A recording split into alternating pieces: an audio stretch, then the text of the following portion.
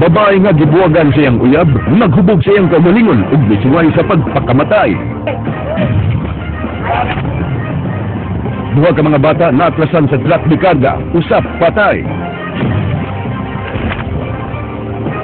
Paimangyo sa publiko, nibalik na usab pag-uso ang pagpanglaslas sa mga notadong mangunguot.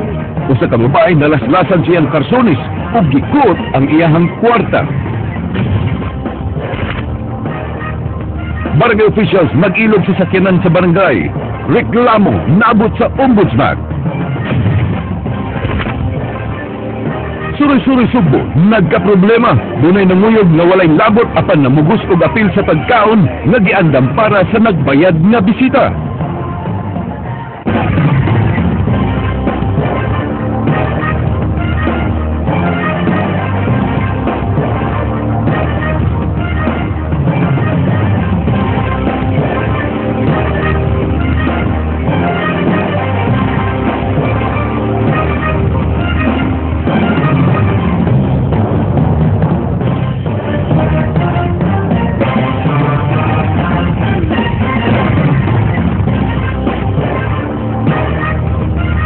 Payong atong Sugbo, Kabisayan ug sa uban pang mga dapit nga maabot ning atong tulumanon. Ako si Frank Malilong Jr. Ihatid na mo ang mga nagunang impormasyon. Ako si Georgia Herrera.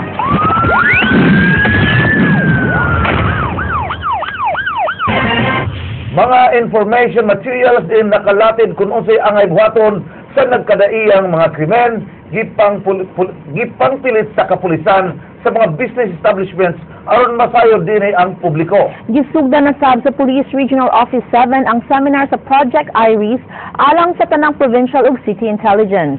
Andrea Patenya, Suginlimi. Tungod sa daghang mga kaso sa pagpanulis dinhi sa Sugbo karon tuiga, usa sa mga solusyon nga nakit-an sa kapulisan mao ang pagpamilit og mga information materials batok sa krimen sa nagalain-laing mga establisamento sa dakbayan. Nakasuwat sa maong info material ang mga pahimangno sa pagtumbok ug sa katulisan ug kun unsay buhaton in kasog masigpatan kini o kun mabiktima sa pagpanulis. Nakalatid sab niini ang mga contact numbers sa mga police station sa syudad sa Sugbo. Your safety is our priority and let's join the fight against crime. So, kinahanglan ginato ang suporta sa publiko. Gisuroy sa mga sakop sa Police Community Relations Office ang mga establishmento sa Maidan, Escarrio. Doon ay musulod ng mga tao na naka-helmet, ipatanggal ginato ang ilahang helmet. Nakasombrero ato ipatanggal para ma-recognize nato ang ilahang mga naong. Sakit sa gipatapos sa kapulisan sa mga commercial establishments dinhi sa dakbayan, mao kining flyer sa proyektong Investigators, di nakalatid ang mga pahimangno alang sa mga turista nga mabiktima og krimen. Tungod kay gidisenyo kini alang sa mga langyaw, mabasa ang impormasyon sa upat ka nagalain-laing mga lingwahe nga mao ang English, Chinese, Japanese, ug Korean. Gihangop sa mga gwardya ug empleyado sa maong mga establisamento ang maong proyekto sa kapulisan. Para nasa din makabalog niya sa makatawag ba kung na yung mga emergency. Bakon kayo katabang sa amon kung unsay mga kwandiri makatawag dahil kami sa inyong hotline.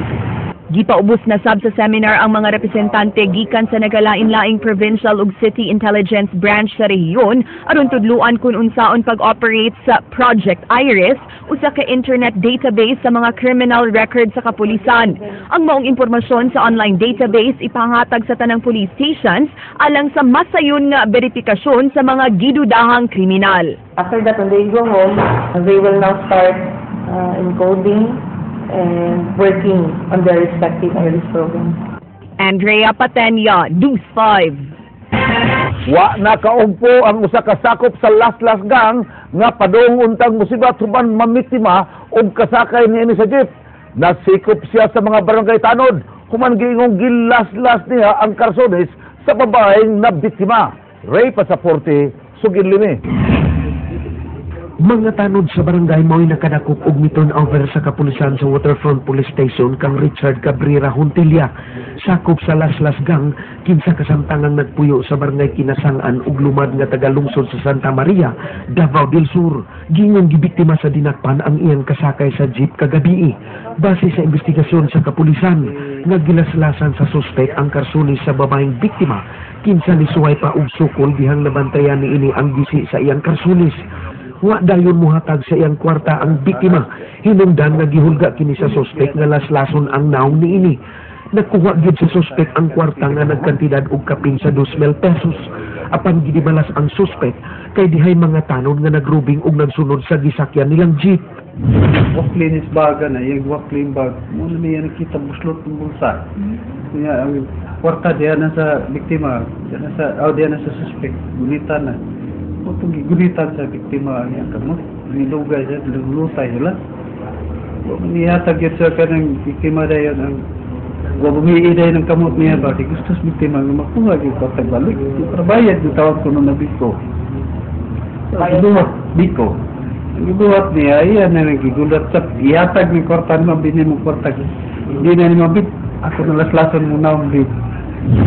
Nabawi ang kwarta sa biktima lakit nga nakuha gikan sa bag sa suspek mao ang 5 ka blade. Giangkon sa dinakpan ang maong binuhatan ug mibutyang nga dugay na siya sa maong trabaho. Gani ang iyang mga kinawat mao gigasto sa pagpaeskwela sa iyang anak babae. Kinsa mugrador na karong Marso didto sa Davao. Balik ko ani. Ito na ko eskwela si perminti man ang nila eskwela wa may undang. Nya panahon nga medyo hina ang negosyo. Muna makabalik ko nga ni. Pasidaan sa kapulisan sa publiko nga magbinantayon ining maong modus kay kasagaran sa ilang biktimahon kadtong ilang kasakay sa jeep nga magpasumangil og sabak og bag. Apan ang kamot di ay naglihok sa ilawom og laslasan ang karsunis ubag sa ilang gikatapan. Ray Pasaporte, News 5. Nakagawas na sa prisuhan ang giingong political prisoner nga si Ramon Patriarca kinsa consultant sa National Democratic Front kon NDF dinhi sa Kabisayan. 5 ka tuig nga nabilanggo si Patriarca sa kasong rebellion nga gibasura sa korte sa Dakbayan sa Danao gumikan sa kahuyang sa ebidensya.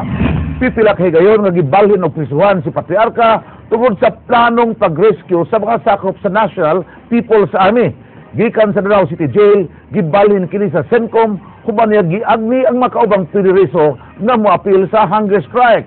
Temporaryo kining gibutang sa Cebu Provincial Detention and Rehabilitation Center, samtang giandam sa kasundaluhan ang iyang detention cell aron dili masubli ang naitabo sa Danao City Jail.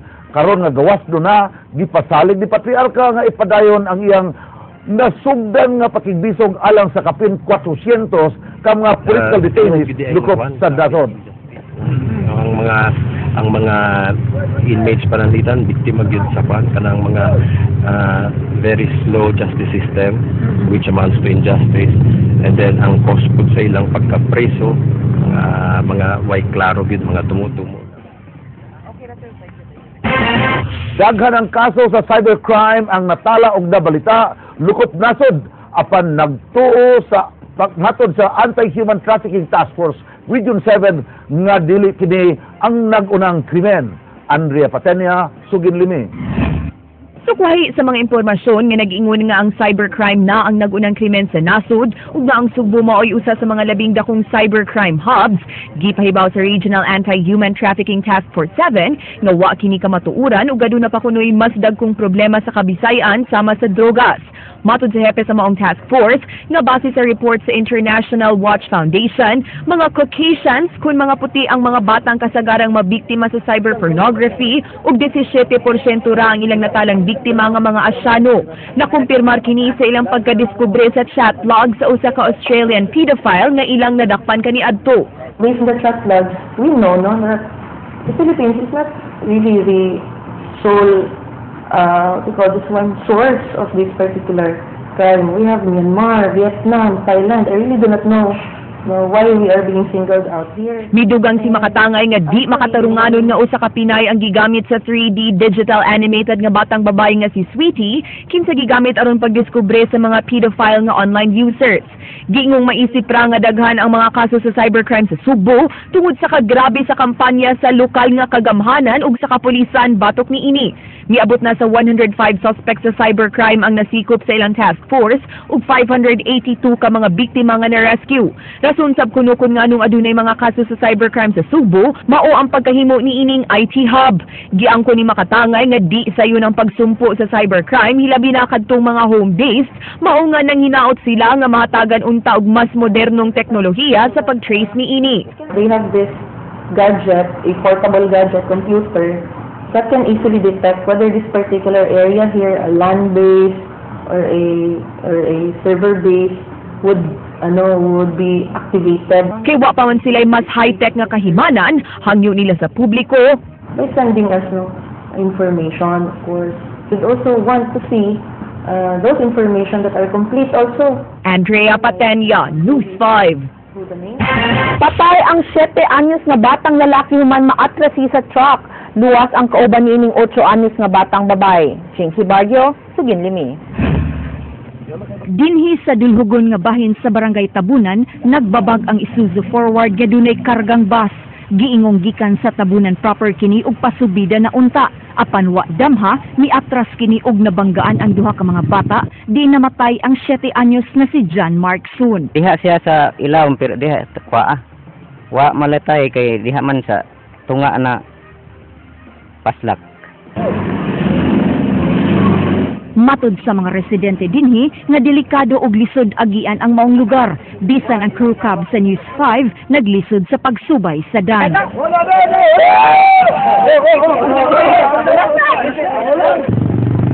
Bisan og nasakitan ng inahan sa hitabo, apan gikonsidera na lang niya nga aksidente ang tanan. Amo untang kuan nga naaman jud untay balaod di amo lang untang ikuan din isurrender man siya didto. Nya di man sa to tinuyo ma'am. Disgrasya man dito siya kay haibol lagi ang sakyanan. Naputusab sa mga samad ug bunog ang naong sa 8 anyos nga ig-agaw sa namatay nga si Richel Tubod. Nakalingkawas siya sa kamatayon kagahapon bisan og apil siya nga napasok sa truck. Nanagan di sa kilid niya. Nakusog mo kay Dragon na-absan ni. Asoy sa inahan ni Richel, usa ka milagro ang nahitabo sa iyang anak human negatibo ang resulta sa iyang X-ray ug CT scan. Nagpasalamat sa kus Ginoo mamay. Nga gitagaan ako nga nagugitadong kinabuhi. Ang driver sa truck nga si Alejo Pador gikustudiya na sa traffic group ug gikatahong nahusay ra ang kaso sa mga kabanay sa biktima. Jinky Bargio, News 5.